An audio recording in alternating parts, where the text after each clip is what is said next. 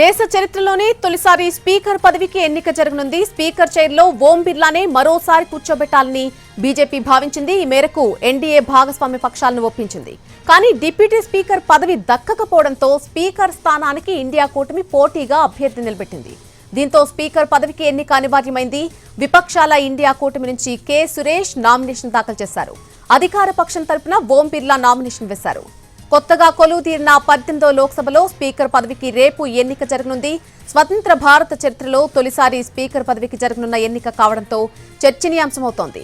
Speaker పోస్టుపై అధికార విపక్షాల మధ్య ఏకాభిప్రాయం కుదరకపోవడానికి ప్రధాన కారణం డిప్యూటీ స్పీకర్ పదవిపై నెలకొన్నటువంటి పంచాయతీనే. సంప్రదాయం ప్రకారం డిప్యూటీ స్పీకర్ పదవి కోసం విపక్షాలు ఇండీ కూటమి పట్టుబడింది. దీనికి ఎన్డీఏ సానుకూలంగా స్పందించలేదు. దీంతో హెచ్చరించినట్టుగానే స్పీకర్ స్థానానికి అభ్యర్థిని పోటీకి దించింది. స్పీకర్ పదవి విషయంలో ఏకాభిప్రాయ సాధనకు కేంద్ర రక్షణ శాఖ మంత్రి రాజ్నాథ్ సింగ్ విపక్షాలతో జరిపిన చర్చలు కూడా ఫలించలేదు. ఫోన్లో విపక్ష నేతలతో మాట్లాడిన రాజ్నాథ్ సింగ్ కాంగ్రెస్ అధ్యక్షుడు ఖర్గేతో కూడా మాట్లాడారు. అయితే డిప్యూటీ స్పీకర్ పదవిని విపక్షాలకు అప్పగించాలని కోరారు ఖర్గే. డిప్యూటీ స్పీకర్ పోస్ట్ ప్రతిపక్షాలకు ఇస్తేనే స్పీకర్ ఎన్నిక ఏకగ్రీవమయ్యేలా సహకరిస్తామని అన్నారు. అయితే డిప్యూటీ స్పీకర్ పదవి విషయంలో ఎన్డీఏ నుంచి ఎలాంటి రిప్లై లేదు.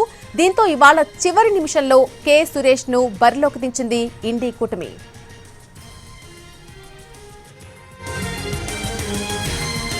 నియోజకవర్గం నుంచి ఎంపీగా ఎన్నికవడం జరిగింది. 8 సార్లు ఎంపీగా ఎన్నికైన సురేష్ ప్రస్తుతం కేరళ వర్కింగ్ ప్రెసిడెంట్ గా కూడా ఉన్నారు.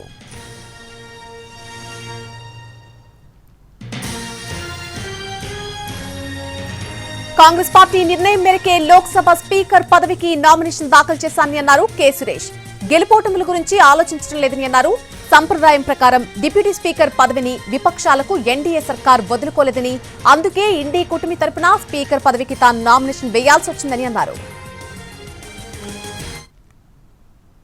Just now only filed a nomination. It's a party decision, not my decision. You have to ask the party leaders. They will give you details. It's a contest. How can I say I will win or lose? This is an election. After result only we can understand. Whether winning or losing, there is a convention in Lok Sabha. So speaker will be in the ruling party, or opposition will be the deputy speaker. Last two Lok Sabha, they denied us because they said you are not a recognized opposition. Now we are a recognized opposition. It's a deputy speaker is right for us, but they are not ready to give us. Again, till 11:50 we are waiting for the reply from the government side, but they didn't give any reply. That's deputy speaker పదవి ప్రతిపక్షాలకు దక్కాలని కోరామన్నారు కాంగ్రెస్ అగ్రనేత రాహుల్ గాంధీ. తమ party అధ్యక్షుడు ఖర్గేకు కేంద్ర మంత్రి Rajnath Singh phone చేసినప్పుడు ఇదే విషయం చెప్పామని అన్నారు. అయితే ఎన్డీఏ నుంచి ఎలాంటి హామీ లభించలేదని అన్నారు. విపక్షాలు నిర్మాణాత్మక పాత్ర పోషించాలని మోడీ చెబుతుంటారు, కానీ ఆయన చెప్పేదొకటి చేసేది మరొకటి అంటూ మండిపడ్డారు రాహుల్ గాంధీ. अखबार में लिखा है, प्रधानमंत्री ने कहा है कि ऑपोजिशन को कंस्ट्रक्टिवली सरकार के साथ कोऑपरेट करना चाहिए. ऑपोजिशन ने क्लियरली कहा है, राजनाथ सिंह जी का खारगे जी को फोन आया. राजनाथ सिंह जी ने खारगे जी से कहा, देखिए आप हमारे स्पीकर को सपोर्ट कीजिए.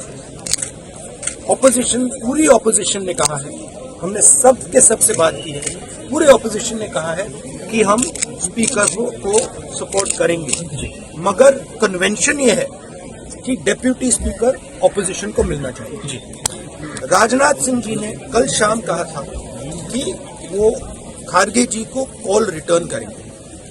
अभी तक राजनाथ सिंह जी ने खारगे जी का कॉल रिटर्न नहीं किया. तो मोदी जी कह रहे हैं कंस्ट्रक्टिव कोऑपरेशन हो, और फिर हमारे नेता को इंसल्ट करा जाता है. तो नियत साफ नहीं है. नरेंद्र मोदी जी कोई कंस्ट्रक्टिव कोऑपरेशन नहीं चाहते हैं, क्योंकि कन्वेंशन है कि डेप्यूटी स्पीकर ऑपोजिशन का होना चाहिए. और हमने कहा है, पूरे ऑपोजिशन ने कहा है कि अगर कन्वेंशन फॉलो किया जाएगा तो पूरा समर्थन स्पीकर के इलेक्शन में हम देंगे. तो ये मैं आपको क्लैरिफाई करना चाह रहा था. तो अभी क्या स्टेटस है? यूपीए के समय में हमने दिया था. बिल्कुल. तो मेरा कहना है कि नरेंद्र मोदी जी कहते कुछ है और करते कुछ है। यही इनकी फॉर्मूला है, यही इनकी स्ट्रेटजी है और इनको ये बदलना ही पड़ेगा। अभी का क्या